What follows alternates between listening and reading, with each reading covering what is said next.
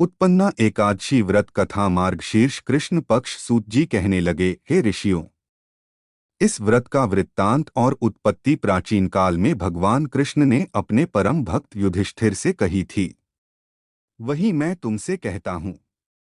एक समय युधिष्ठिर ने भगवान से पूछा था कि एकादशी व्रत किस विधि से किया जाता है और उसका क्या फल प्राप्त होता है। उपवास के दिन जो क्रिया की जाती है, आप कृपा करके मुझसे कहिए। यह वचन सुनकर श्री कृष्ण कहने लगे, हे युधिष्ठिर, मैं तुमसे एकादशी के व्रत का माहात्म्य कहता हूँ। सुनो। सर्वप्रथम हेमंत ऋतु में मार्गशीर्ष कृष्ण एकादशी से इस व्रत को प्रारंभ किया जाता है। दशमी को सायंकाल भोजन के बाद अच्छी प्रकार से दातुन करें ताकि अन्न का अंश मुंह में रह न जाए। रात्रि को भोजन कदापि न करें, न अधिक बोलें। एकादशी के दिन प्रातः 4 बजे उठकर सबसे पहले व्रत का संकल्प करें। इसके पश्चात शौच आदि से निवृत्त होकर शुद्ध जल से स्नान करें। व्रत करने वाला चोर, पाखंडी, परस्त्रीगामी, निंदक, मिथ्याभाषी तथा किसी भी प्रकार के पापी से बात न करे। स्नान के पश्चात धूप, दीप, नैवेद्य आदि 16 चीजों से भगवान का पूजन करें और रात को दीपदान करें। रात्रि में सोना या प्रसंग नहीं करना चाहिए। सारी रात भजन कीर्तन आदि करना चाहिए। जो कुछ पहले जाने अनजाने में पाप हो गए हों, उनकी क्षमा मांगनी चाहिए। धर्मात्मा पुरुषों को कृष्ण और शुक्ल दोनों पक्षों की एकादशियों को समान समझना चाहिए। जो मनुष्य ऊपर लिखी विधि के अनुसार एकादशी का व्रत करते हैं, उन्हें शंखोद्धार तीर्थ में स्नान करके भगवान के दर्शन करने से जो फल प्राप्त होता है, वह एकादशी व्रत के 16वें भाग के भी समान नहीं है। व्रत के दिन दान देने का लाख गुना फल होता है।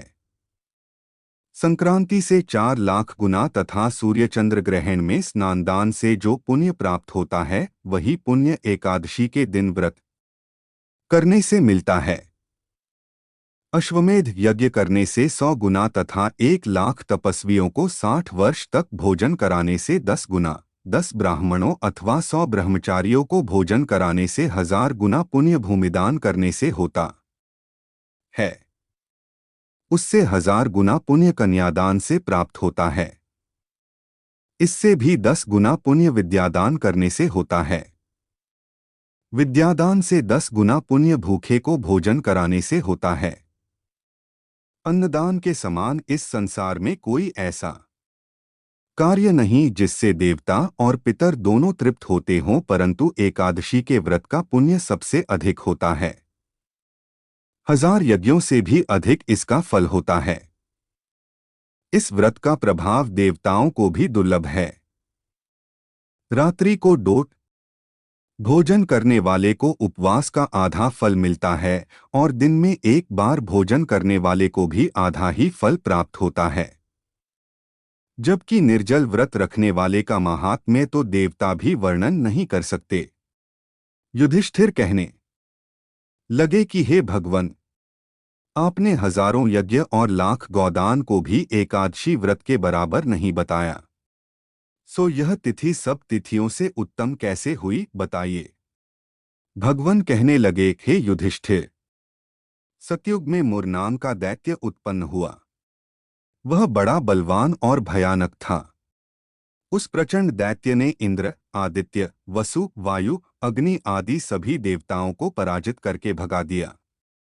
तब इंद्र सहित सभी देवताओं ने भयभीत होकर भगवान शिव से सारा वृत्तांत कहा और बोले, हे कैलाशपति, मुर दैत्य से भयभीत होकर सब देवता मृत्यु लोक में फिर रहे हैं। तब भगवान शिव ने कहा, हे देवताओं, तीनों लोकों के स्वामी, भक्तों के दुख खून का नाश करने वाले भगवान विष्णु की शरण में जाओ। वे ही तुम्हारे दुख खून को दूर कर सकते हैं। शिवजी के ऐसे वचन सुनकर सभी देवता क्षीरसागर में पहुंचे। वहां भगवान को डोट शयन करते देख हाथ जोड़कर उनकी स्तुति करने लगे कि हे देवताओं द्वारा स्तुति करने योग्य प्रभु, आपको बारंबार नमस्कार है, देवताओं की रक्षा करने वाले मधुसूदन। आपको नमस्कार है। आप हमारी रक्षा करें। दैत्यों से भयभीत होकर हम सब आपकी शरण में आए हैं। आप इस संसार के कर्ता, माता पिता, उत्पत्ति और पालनकर्ता और संहार करने वाले हैं। सबको शांति प्रदान करने वाले हैं। आकाश और पाताल भी आप ही हैं। सबके पितामह ब्रह्मा, सूर्य, चंद्र, अग्नि, सामग्री, होम, आहुति, मंत्र, तंत्र, जप, यजमान, यज्ञ, कर्म, कर्ता, भोक्ता भी आप ही हैं। आप सर्वव्यापक हैं। आपके सिवा तीनों लोकों में चर तथा अचर कुछ भी नहीं है। हे भगवन, दैत्यों ने हमको जीतकर स्वर्ग से भ्रष्ट कर दिया है और हम सब देवता इधर उधर भागे भागे फिर रहे हैं। आप उन दैत्यों से हम सबकी रक्षा करें। इंद्र के ऐसे वचन सुनकर भगवान विष्णु कहने लगे कि हे इंद्र, ऐसा मायावी दैत्य कौन है जिसने सब देवताओं को जीत लिया है? उसका नाम क्या है? उसमें कितना बल है और किसके आश्रय में है तथा उसका स्थान कहाँ है? यह सब मुझसे कहो। भगवान के ऐसे वचन सुनकर इंद्र बोले, भगवन, प्राचीन समय में एक नाड़ी जंघ नामक राक्षस था। उसके महापराक्रमी और लोकविख्यात मुर नाम का एक पुत्र हुआ। उसकी चंद्रावती नाम की नगरी है। उसी ने सब देवताओं को स्वर्ग से निकालकर वहां अपना अधिकार जमा लिया है। उसने इंद्र, अग्नि, वरुण, यम, वायु, ईश, चंद्रमा, नैऋत आदि सबके स्थान पर अधिकार कर लिया है। सूर्य बनकर स्वयं ही प्रकाश करता है। स्वयं ही मेघ बन बैठा है और सबसे अजेय है। हे असुर निकंदन, उस दुष्ट को मारकर देवताओं को अजेय बनाइए। यह वचन सुनकर भगवान ने कहा, हे देवताओं, मैं शीघ्र ही उसका संहार करूंगा। तुम चंद्रावती नगरी जाओ। इस प्रकार कहकर भगवान सहित सभी देवताओं ने चंद्रावती नगरी की ओर प्रस्थान किया। उस समय दैत्य मुर सेना सहित युद्ध भूमि में गरज रहा था। उसकी भयानक गर्जना सुनकर सभी देवता भय के मारे चारों दिशाओं में भागने लगे।